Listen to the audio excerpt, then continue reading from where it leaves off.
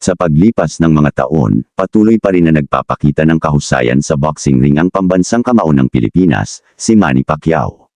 Matapos ang kanyang mga magagandang tagumpay sa boxing, may mga bagong proyekto na kinikilala si Pacquiao, na naging isang sports icon sa buong mundo.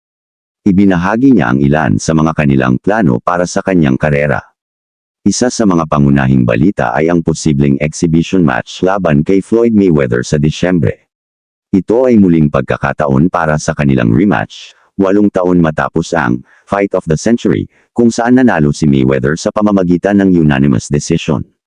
Sa ngayon, marami ang abala sa pag-aayos ng laban na ito, at ito ay isang magandang pagkakataon para sa mga tagahanga na makita ang dalawang boxing legends sa ring. Ngunit hindi lang si Mayweather ang nasa isip ni Pacquiao. Isa ring posibilidad ang paghaharap nila ni Gervonta Tank Davis, isa sa mga pangunahing bituin ng boxing sa kasalukuyan. Si Davis ay may impresibong record. Ayon kay Pacquiao, magaling na fighter si Davis, at handa siyang harapin ito kung ito ay papayag na lumaban sa kanyang timbang. Pwede niyang harapin si Davis sa 147 pounds o maaaring sa 145 pounds, at ito'y walang problema para sa isang veteranong boksingero gaya niya. Ang mga pagkilala at pagkakataon na ito ay nagpapakita ng determinasyon at dedikasyon ni Manny Pacquiao na manatili sa boxing world. Kahit na siya ay 44 na taong gulang na, patuloy pa rin siyang nagte-training at handa na harapin ang mga hamon na naghihintay sa kanya.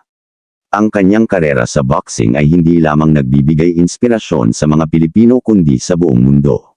Umaasa tayo na ang mga proyektong ito ay magdadala ng kasiyahan at excitement sa mga tagahanga ng boxing sa buong mundo. Abangan natin ang mga darating na laban ni Manny Pacquiao, na patuloy na nagsusulputan ng mga kahulugan at tagumpay sa mundo ng boxing.